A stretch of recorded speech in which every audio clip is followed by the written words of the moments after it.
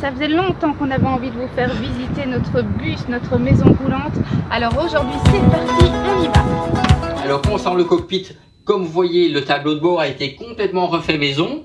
On a un petit peu garni avec des cuirs plus faciles d'entretien. Je m'aide au niveau de la conduite parce qu'il faut un permis C ici pour le bus. Il faut un permis C poids lourd et non pas un permis D puisque nous n'avons plus le transport de personnes. Pour l'aide à la conduite, je me suis équipé d'un GPS poids lourd. Attention pour les hauteurs et pour le poids du véhicule parce que nous avons quand même 18 tonnes et 4 mètres de hauteur. J'ai également un écran pour mes 4 caméras. Une caméra à gauche, droite, une sur le toit et une à l'arrière. Et surtout, ce magnifique nouveau tableau de bord nous a permis de mettre un siège biplace pour pouvoir mettre mes 2 copilotes, Charlotte et Victoria. Je vous invite à suivre sur l'arrière Charles qui va nous accueillir pour la partie maison.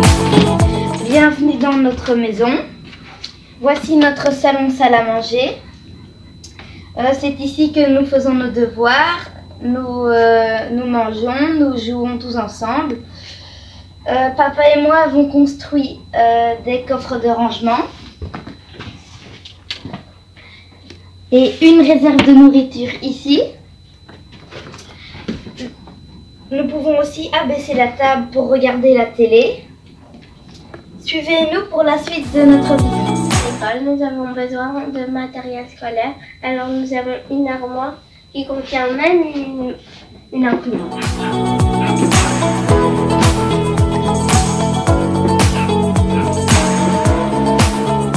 Bienvenue dans ma cuisine. Elle est super équipée comme à la maison. Vous avez la cuisinière au gaz avec 4 becs, un four pour faire des bons petits plats, un frigo Trimix avec un petit congélateur, plein d'armoires de rangement, une hotte, la machine à café, l'évier. Et puis la déco, c'est plein de petits magnettes que nous ramenons des villes où nous passons. Ça commence à bien se remplir. Et puis en été, on ouvre la porte centrale avec la protection pour Victoria. Suivez Jean-François pour les avis techniques. Non, tout le petit confort avec le frigo, cuisinière, télé comme Charles a pu en parler. Il faut savoir que tout cela est géré avec notre petit matériel que nous avons installé. Donc au niveau électricité, tout ce qui est plus semblable par rapport à une maison classique, notre tableau électrique avec d'une part une partie 12 volts et d'autre part une partie en 220 volts grâce aux différents convertisseurs que nous verrons plus tard, parce qu'il y a dans ce bus ici 2 convertisseurs plus un 3e au cas où s'il y en a un qui devrait tomber en panne en remplacement. Alors au niveau de l'électricité, nous avons ici également 2 modules qui sont les régulateurs de charge, puisque nous avons sur le toit, que nous verrons plus tard, 4 panneaux solaires de 100 watts, donc un total de 400 watts de panneaux solaires. Concernant l'utilisation de la cuisinière au gaz, nous verrons également tout à l'heure que nous avons une grosse bonbonne de GPL qui fait 85 litres. Alors, vous avez ici également d'autres petits témoins. Ce témoin-ci est le témoin qui est simplement un indicateur de niveau de batterie qui est relié directement au convertisseur de charge 12 volts 220 volts. Et ici, c'est notre boîtier de commande de notre Trouma 6 qui nous permet d'avoir du chauffage également au gaz partout dans le bus. Voici notre salle de bain, la première pièce de notre partie nuit. Voici notre lavabo où on se brosse les dents. Ici, nous rangeons nos serviettes de bain. Derrière moi, nous avons une penderie et des tiroirs pour nos sous-vêtements.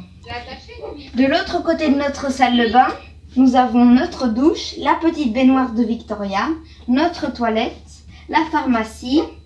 Louise va vous faire visiter les chambres. Vous voyez ma chambre, la chambre de Charles, la chambre de Victoria. Et ici, chacun a son nom. Et notre salle de jeu est derrière moi, le lit de papa et maman. Pour monter dans notre lit, nous avons une échelle.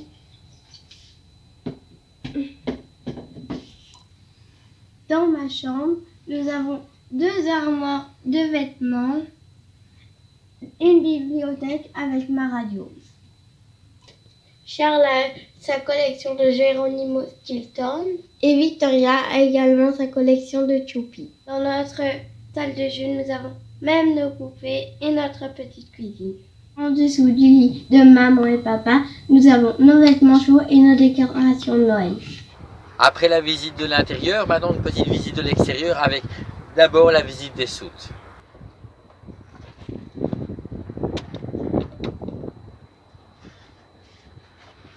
Alors ici vous avez la soute pour moi la plus importante qui est la soute où il y a tous mes outils. Donc effectivement je suis vraiment très encombré d'outils, même des multiplicateurs de force pour lever les roues, enfin bref, tout mon outillage est ici. La grosse bonbonne de gaz dont je vous parlais tout à l'heure, elle se trouve ici, donc je rappelle c'était une bonbonne de GPL de 85 litres. Et également le rangement pour mon petit générateur d'électricité en 220 volts. Vous avez ici la soute centrale que je n'utilise que très rarement, à savoir que c'est la soute que je vais ouvrir pour accéder à notre escalier à partir du moment où nous sommes vraiment bien installés, par exemple comme dans un camping.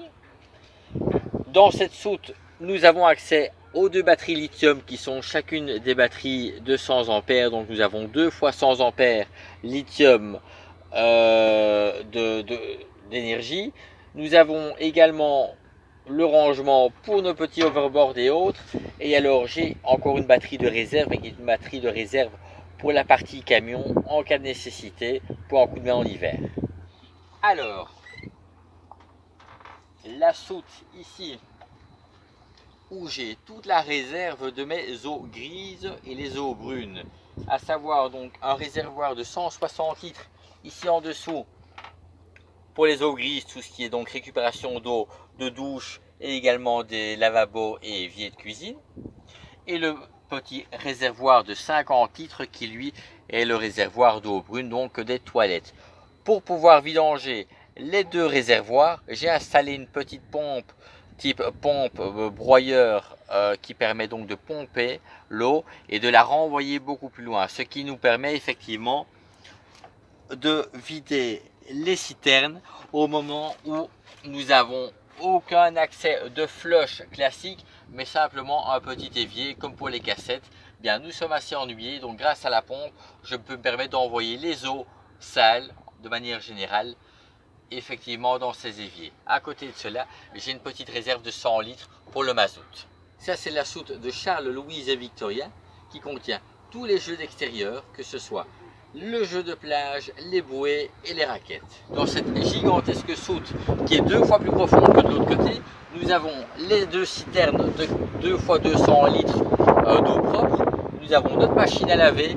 Nous avons ici notre compresseur à air en cas de nécessité et pour gonfler tous les ballons. Une bonbonne de gaz en réserve au cas où, on ne sait jamais, parce qu'il y a des pays comme la Finlande où on n'en trouve pas.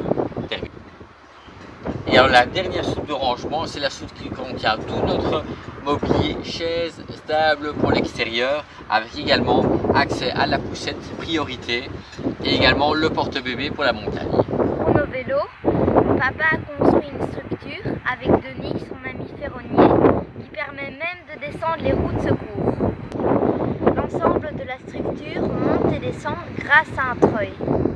Ici, nous sommes sur le toit qui reprend les 23 mètres carrés de la partie habitable de notre habitation. Vous avez 4 coffres de toit qui reprennent l'ensemble du matériel scolaire que nous avons, à savoir près de 20 000 crayons et également 200 cartables logotisés My Tiny School. Et de l'autre partie du toit, vous avez, comme on en avait parlé tout à l'heure, les 4 panneaux solaires de 4 fois 100 watts que nous pouvons même orienter en fonction du besoin, que nous soyons près de l'équateur ou des pôles. Et au fond, c'est encore une réserve de carburant. J'ai dit réservoir de 20 litres de diesel ou mazout. Et alors, également, sur le toit, nous stockons notre antenne satellite et notre antenne type antenne hertzienne. Pendant que Jean-François redescend, vous pouvez admirer notre grande protection solaire qui fait 4 mètres sur 2,5, à laquelle nous rajoutons un voile d'ombrage pour avoir une plus grande surface. Après cette petite visite du bus, sachez que notre maison de 23 mètres carrés nous a coûté environ 23 000 €. Et bien voilà, vous pouvez suivre la suite de notre voyage et nos aventures sur Facebook My Tiny School. Et on vous dit à bientôt. À bientôt.